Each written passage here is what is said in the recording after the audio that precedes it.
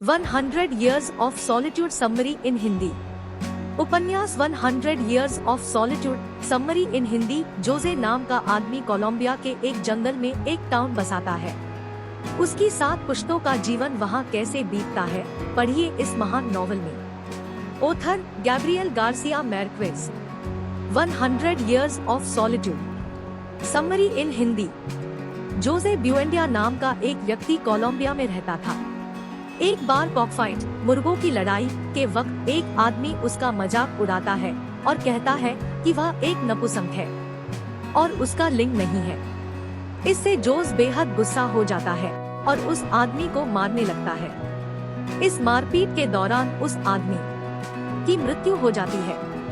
इसके बाद जोस अपनी पत्नी उर्सुला के साथ वहां से भाग जाता है। रात भर की यात्रा के बाद वे एक नदी के किनारे पहुंच जाते हैं। वहाँ जोस को एक सपना आता है जिसमें वह देखता है कि उसने उस जगह पर एक टाउन बसा लिया था। वह इस सपने के बारे में उर्सुला को बताता है और फिर वहाँ मकोंडो नाम का टाउन बना देता है। धीरे धीरे मकोंडो एक भरा पूरा कस्बा बन जाता है और जोस की 7 पुश्तें वहीं पर रहती है। शुरू में मकोंडो का बाहरी दुनिया से कोई लेना देना नहीं था और लोग टेक्नोलॉजी आदि चीजों से दूर थे। जोस वहाँ के लोगों का लीडर था। समय के साथ जोस और उर्सुला के बहुत से बच्चे हो चुके थे। उनके बड़े बेटे का नाम भी जोस था, जो अपने पिता की तरह गठीला और गंभीर स्वभाव का था। लेकिन छोटा बेटा ओरेलियानो बेहद फुर्तीला और एम्बिशियस था। परिवार के बाकी सदस्य भी अलग अलग पर्सनैलिटी के थे। कुछ सनकी थे, कुछ एडिक्ट थे और कुछ शांत और धैर्य वाले थे। एक बार कुछ जिप्सी लोग मकोंडो में आते हैं।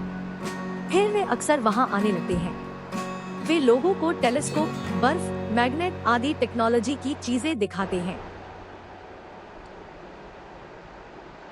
उनका लीडर मेल्क्विएड्स जोस का दोस्त बन जाता है। उसकी बातें बहुत से रहस्यों से भरी हुई होती थी। जोस को भी जिंदगी के रहस्यों को सुलझाने में दिलचस्पी हो गई। धीरे धीरे उसने लोगों से मिलना जुलना बंद कर दिया और जादू, जीवन मरण आदि विषयों की किताबें पढ़ने लगा। लेकिन एक दिन वह पागल हो गया। परिवार के लोगों को उसे एक चेस्टनट के पेड़ से बांधना पड़ा। कुछ सालों के बाद उसकी मृत्यु हो गई। कोलंबिया की आजादी के बाद वहां कंजर्वेटिव एंड लिबरल पार्टी के बीच कोल्ड वॉर शुरू हो गया, जिसकी हिंसा की आग मकोंडो तक भी आ पहुंची। ओरेलियानो ने लिबरल पार्टी जॉइन कर ली और इस लड़ाई में बढ़ चढ़कर हिस्सा लिया। वह भीषण मार काट मचाने की वजह से बहुत फेमस हो गया। इस दौरान कोलंबिया में कई सरकारें आईं और गईं। एक बार जोस के एक वंशज को रूलर बनाया गया, लेकिन वह एक डिक्टेटर बन बैठा, जिसकी वजह से उसकी हत्या कर दी गई। इसकी वजह से फिर से लड़ाई शुरू हो गई। कई सालों के बाद एक शांति संधि हुई और आखिर यह लड़ाई खत्म हुई। लेकिन अब तक ओरेलियानो इस सब से ऊब गया था। वह फिर से मकोंडो आ गया और अब वह सिर्फ अपने घर में गोल्डफिश बनाता रहता था। इस सब के दौरान विभिन्न औरतों के साथ उसके 17 अवैध बच्चे हो चुके थे। कोल्ड वॉर के दौरान ब्यूएंडिया खानदान में कई लोगों की मृत्यु और जन्म हो चुके थे। बहुत से लव अफेयर और स्कैंडल भी होते रहते थे, जिनमें कुछ रोचक इस प्रकार थे।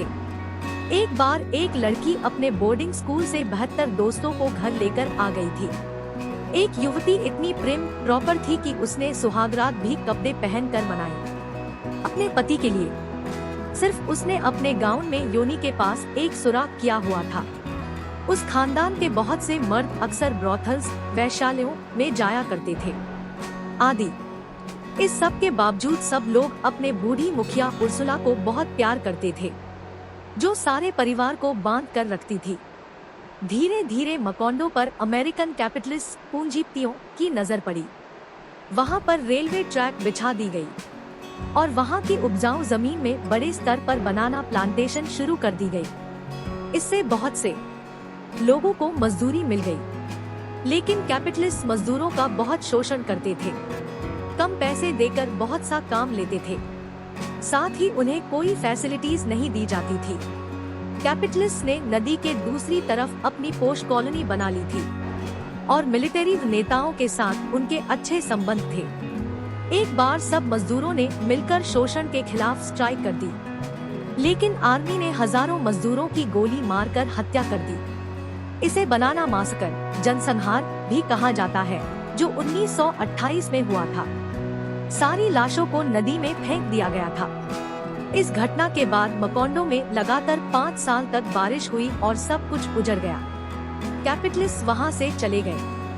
धीरे धीरे मकोंडो फिर से वैसा ही हो गया जैसा जोस के वहां पहुंचने पर था। एक बार फिर उसका बाहरी दुनिया और सभ्यता से संबंध टूट चुका था। अंत में परिवार का एक लड़का एक पुरानी किताब पढ़ रहा था, जिसमें लिखा था कि पहले ही भविष्यवाणी हो चुकी है कि एक दिन सारा ब्यूएंडिया खानदान खत्म हो जाएगा। साथ ही यह भी लिखा था कि यह जीवन मरण का चक्र इस ब्रह्मांड में चलता ही रहता है, अर्थात हम पहले भी कई बार पैदा हो चुके हैं और कई बार मर चुके हैं। समाप्त। दोस्तों, उम्मीद है आपको 100 Years of Solitude समरी